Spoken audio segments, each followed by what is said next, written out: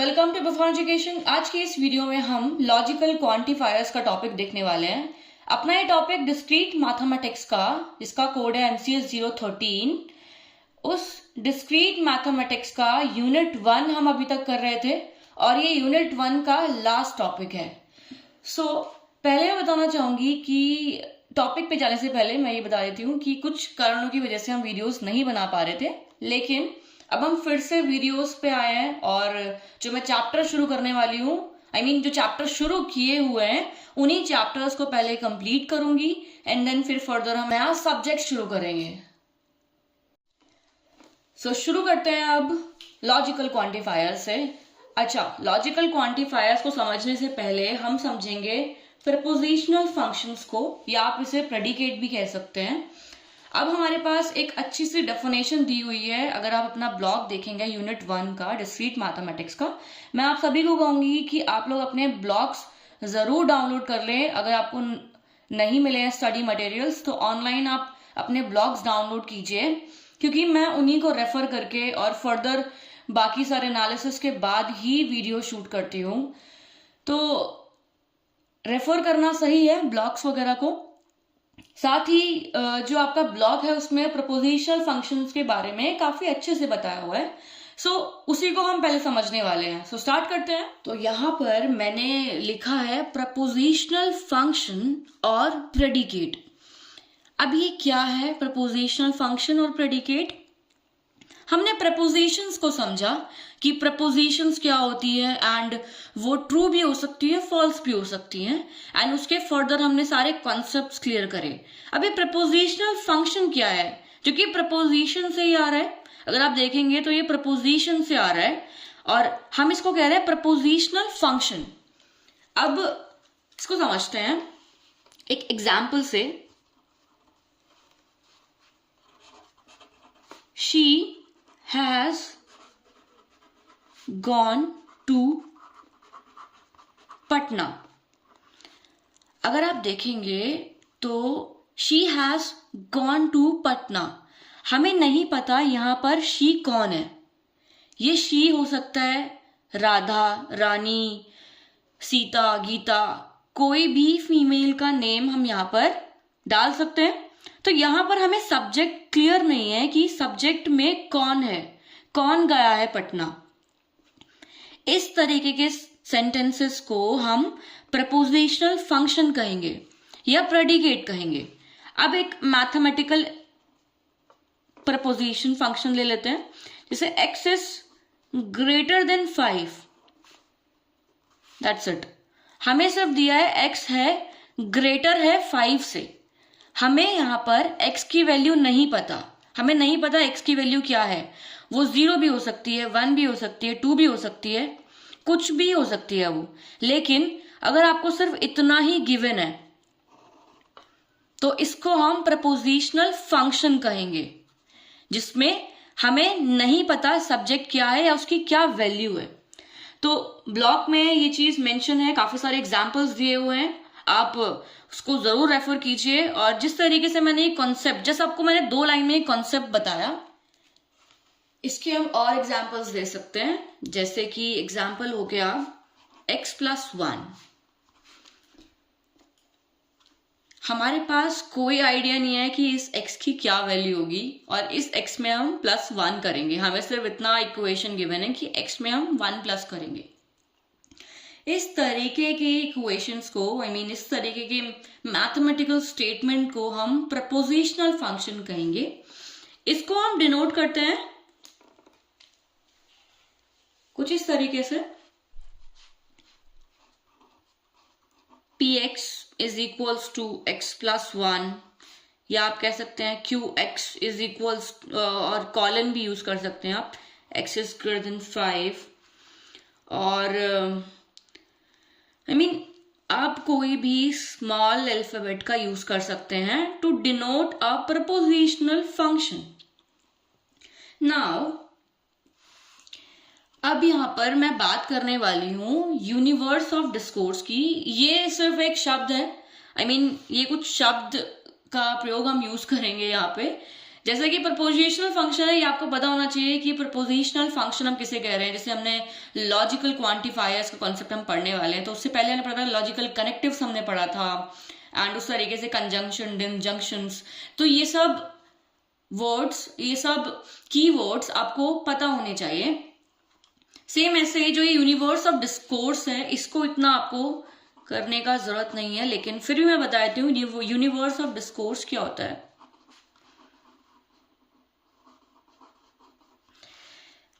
अगर यहां पर मैंने इस इक्वेशन पे मेंशन कर दिया कि जो x की वैल्यू है वो होगी 1 एंड 2,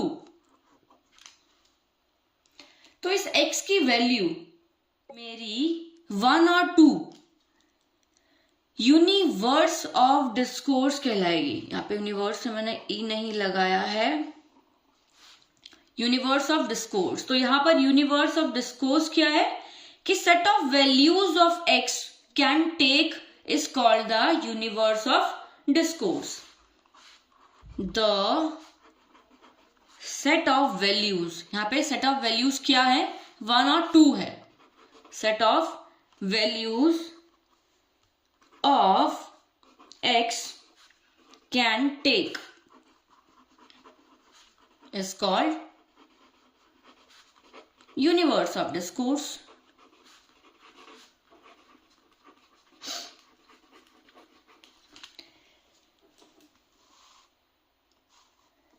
अब इस टॉपिक के बाद हमने यूनिवर्स ऑफ डिस्कोर्स अपनी अंडरस्टैंडिंग के लिए समझा कि जो भी एक प्रपोजिशनल फंक्शन के लिए x की वैल्यू आपको गिवन होगी वो यूनिवर्स ऑफ डिस्कोर्स होगा उसका।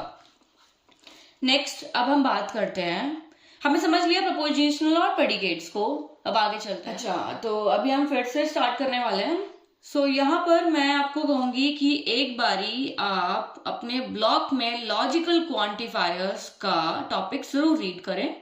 उसमें काफी सारे एग्जाम्पल्स दिए हुए हैं। जो एग्जाम्पल्स हमने अभी पढ़े उनसे हमने कॉन्सेप्ट समझा कि क्या है ये, लेकिन अगर आप और एग्जाम्पल्स बुक से देखेंगे तो आपकी अंडरस्टैंडिंग और बढ़ जाएगी इस टॉपिक को लेके। अब जो ये टॉपिक अभी हमने पढ़ा प्रपोजिशनल फंक्शन या आप उसको प्रेडिकेट कह लीजिए, तो इसमें क्या मतलब जो हमने प्रपोजिशंस अभी तक पढ़ी थी और ये पढ़ा था, हमने डिफरेंस समझ लिया है अभी, लेकिन उसको एक पॉइंट पे हम मेंशन कर रहे हैं नोट के अंदर। A predicate is usually not a proposition. एक प्रेडिकेट प्रपोजिशन नहीं हो सकता। हमने पढ़ा था कि प्रपोजिशंस वही है, मैं यहाँ पे नहीं बताऊंगी, आप एक बारी इस वीडियो में फर्स्ट वीडियो को जरूर देखें और देखें कि प्रपोजिशंस क्या थे। तो एक प्रपोजिशंस की या तो ट्रू हो सकती है या फॉल्स हो सकती है। तो यहाँ पर तो हमें सब्जेक्ट ही क्लियर नहीं है कि सब्जेक्ट क्या है। यहाँ पर सिर्फ हमें मेंशन है she has gone to Patna और x is greater than 5। We have no idea what value x can take so that it can be true और it can be false. So यहाँ पर हम कह रहे हैं predicate is usually not a proposition. एक predicate को आप प्रपोजिशन नहीं कह सकते, लेकिन हर एक प्रपोजिशन प्रपोजिशनल फंक्शन हो सकता है। हर एक प्रपोजिशन, जैसे कि ये मेरी प्रपोजिशन है, एक प्रपोजिशनल फंक्शन हो सकता है। इसको हमने px नोट किया, हमने यहाँ पर लिख लिया कि x की वैल्यू 1 हो सकती है और 2 हो सकती है। तो एक प्रपोजिशन जो कि ट्रू होगी, ट्रू किस केस में होगी, मैं यहाँ पर ले लेती हूँ एग्जाम्पल। मैंने एक ले ली x की वैल्यू 0 एंड मैंने एक x की वैल्यू ले ली 6। मैं यहाँ पे कह रही हूं कि जब मेरी x की वैल्यू, ये प्रपोजिशन के अंदर हम वैल्यू डालेंगे 0 greater than 5, is it true? No, it is false.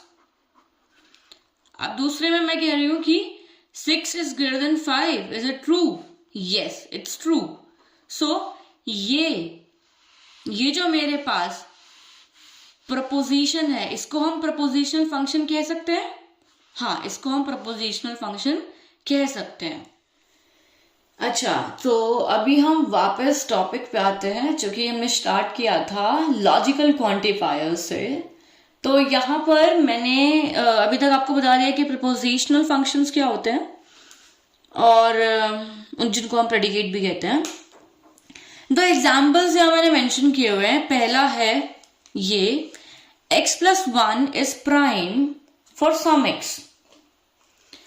अब यहां पर मैंने लिखा कि x ग्रेटर देन 5 जिसकी वैल्यू 0 हो सकती है या 6 हो सकती है।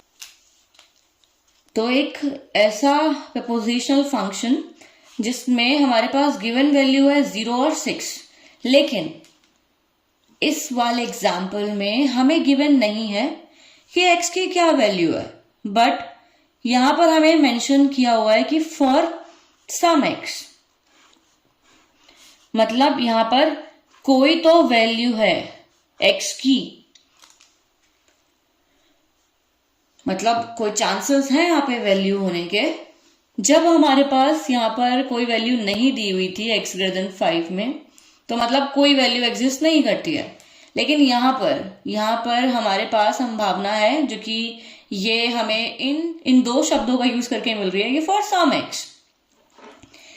नेक्स्ट इज, जस्ट अभी हम इसको इतना ही समझेंगे एंड देन दूसरा एग्जाम्पल मैंने यहाँ पे लिया है, there is at least one child in the class, मतलब उस क्लास में कम से कम at least one child in the class, चाहे उस क्लास में कम से कम, मतलब हमारे पास कंफर्म्ड वैल्यू या कोई कंफर्मेशन नहीं है कि ये वैल्यू, मतलब इतने बच्चे तो मतलब 5 बच्चे हैं उस क्लास में, नहीं, हम कह रहे हैं कि कम से कम एक बच्चा तो है ही उस क्लास में, मतलब यहाँ पे संभावना है एक वैल्यू की जो कि अभी हमें कंफर्म नहीं है। तो इस तरीके के सेंटेंसेस को, जैसे मेरे पास यहाँ पे अगर गिवन था Radha has gone to Patna, अब मैं उसको तो सिर्फ लिख सकती हूँ यहाँ पे px, Radha has gone to Patna, और यहाँ पर x की वैल्यू क्या है, राधा है, मतलब वहां पर x has gone to Patna, यहाँ पर x की वैल्यू हो गई राधा हो गई। सेम ऐसे ही फॉर सम x को हम कैसे डिनोट करेंगे, ये ऐसी क्वांटिटी बता रहा है, इसलिए हम इसको लॉजिकल क्वांटिफायर्स कहते हैं, जो कि संभावना बता रहा है कि देयर एग्जिस्ट, मतलब कुछ एग्जिस्ट करता है वहां पे, ठीक है। तो इस तरीके के प्रपोजिशंस को या प्रपोजिशनल फंक्शंस को हम कैसे डिनोट करेंगे,